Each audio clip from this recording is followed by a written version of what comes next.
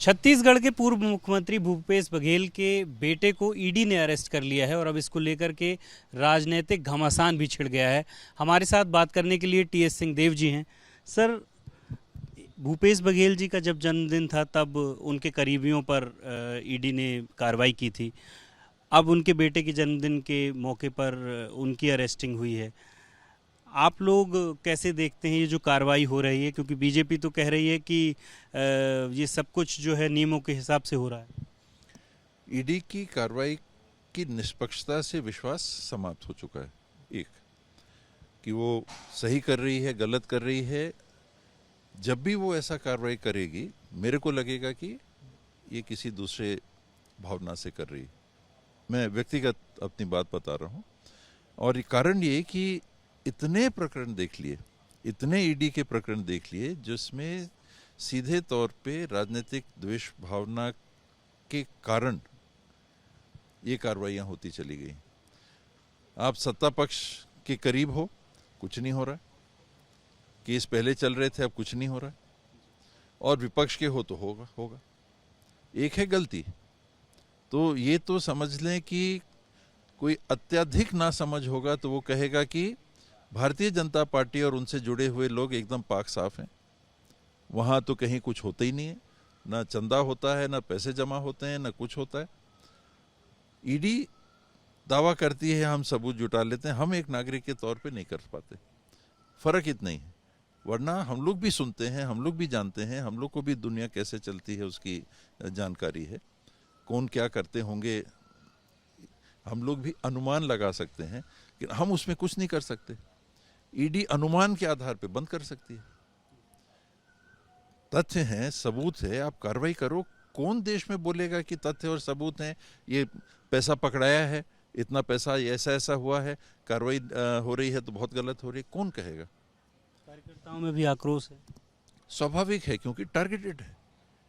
आज ईडी तो चलिए राष्ट्रीय स्तर की एक संस्था हो गई, छत्तीसगढ़ में गांव-गांव में छोटे छोटे स्तर पे शुद्ध कांग्रेस भाजपा के आधार पे लोगों के खिलाफ कार्रवाई हो रही है। आपका घर टूट रहा है, मेरा नहीं। मैं बीजेपी का हूं, आप कांग्रेस के हो। आप फलाने जात के हो, मैं फलाने जात का हूं। आप फलाने धर्म के हो, मैं फलाने धर्म का हूं। आपने जमीन पे कब्जा किया हुआ है, मैंने जमीन पे कब्जा किया हुआ है। बगल बगल में, लगभग बगल बगल में एक ही प्लॉट नंबर, जो प्लॉट नंबर कहा जा रहा है कि या तो वन का है, इत्यादि इत्यादि। आप एक धर्म के हो, आपके सारे घर टूट गए, दो दो मंजिले घर टूट गए, यहां कुछ भी नहीं हुआ। कार्रवाई हो रही है, कांग्रेस पक्ष के हो, ऐसा एक लाइन से घर है, फलाने के घर जाओ, उसको तोड़ो। आज उनकी मानसिकता दूषित हो गई है। दुर्भाग्य है, मैं आमतौर पे ऐसा कहता नहीं, लेकिन इतने नीचे तक उनके मन में ये द्वेष भाव भर गया है और उसको वो सच सही मानने लग गए कि हम ऐसा कर रहे हैं तो हम सही कर रहे हैं। दुर्भाग्य इस बात का है कि प्रजातंत्र ने और संविधान ने जो शक्तियां दी हैं और जो व्यवस्था कायम की है, उस व्यवस्था के अंतर्गत आप चुन के भी आ सकते हो, चुन के आ रहे हो, और उन संविधान के तहत बनाई गई कानूनों की और अनुच्छेदों के आधार पे आप ऐसी कार्रवाई भी कर ले रहे हो। सर, एक ट्वीट भी आया, उसमें 1 नंबरी 10 नंबरी जैसी बातें भी कही जा रही हैं, उसको आप कैसे देखते हैं? 56 नंबरी हैं लोग देश में, 1 नंबरी 10 नंबरी कहाँ लगेंगे? मैंने इसीलिए बताया कि देखिए, हम लोग भी इसी दुनिया में रहते हैं, हम लोग जानकारियां रखते हैं। जानकारियां मतलब खबर जैसी आती है, आपने कुछ कहा, सुन लिया, मेरे पास सबूत तो नहीं है, मैं आपकी बात को कहूंगा कि नहीं ये कह रहे हैं तो ऐसी बात ऐसी तो नहीं कहेंगे।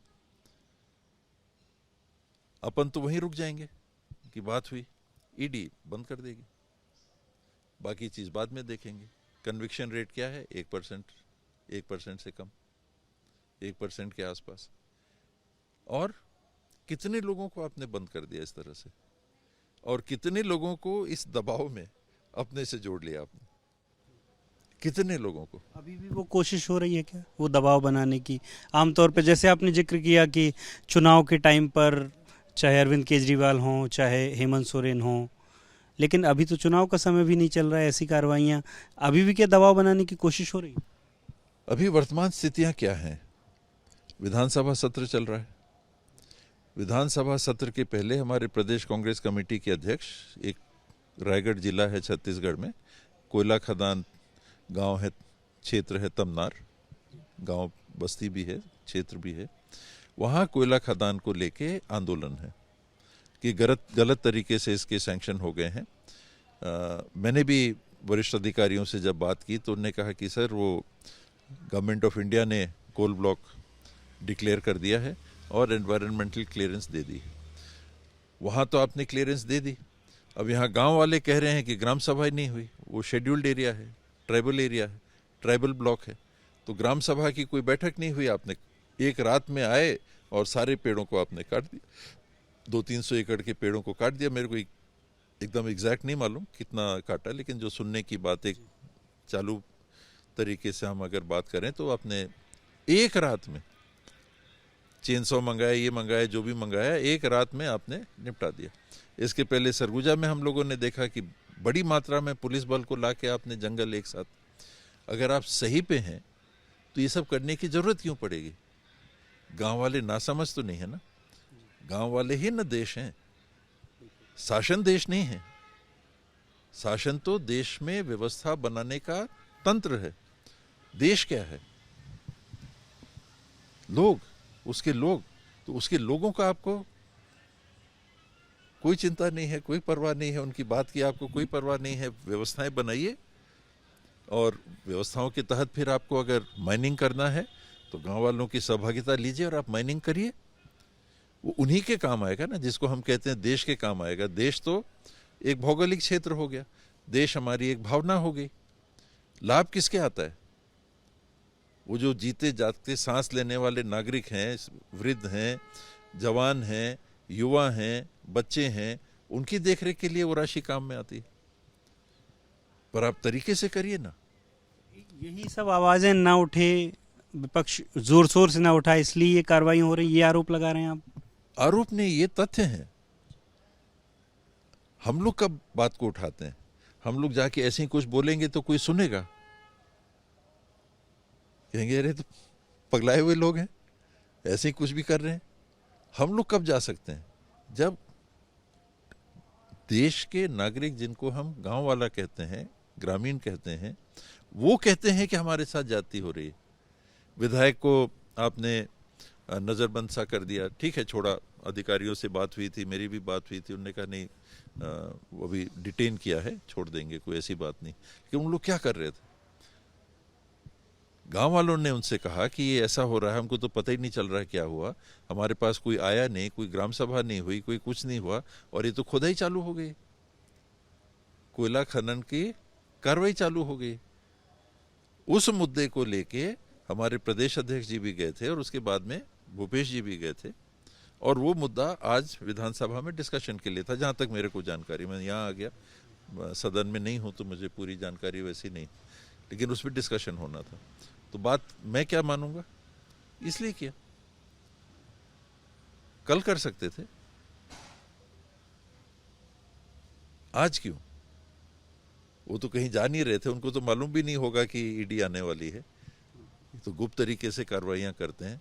इसके पहले ठीक वैसे ही हुआ था, एक और विधानसभा सत्र चल रहा था, भूपेश जी के यहाँ पहुंच गए क्वेश्चनिंग के लिए, तो 4 दिन बाद, और वो क्वेश्चनिंग इतनी जरूरी थी तो कुछ उसका परिणाम निकलता ना। उसी दिन जाना एकदम जरूरी था, नहीं तो सारे सबूत नष्ट हो जाते, फलाना हो जाता, ढिमकाना हो जाता। तो आप गए उस दिन, आपने उनको एक तरह से परेशान ही किया, नतीजा क्या? कुछ नहीं हो। तो उस दिन क्यों गए, आज इस दिन क्यों गए? तो ये जो विश्वास टूट गया है ईडी की निष्पक्ष कार्रवाई के संदर्भ, मेरा एक नागरिक के रूप में, कांग्रेसी के रूप में नहीं, नागरिक के रूप में जो टूट गया है, उसका कारण यही है। तो टीएस सिंह देव साहब साफ तौर पर टाइमिंग पे सवाल उठा रहे हैं।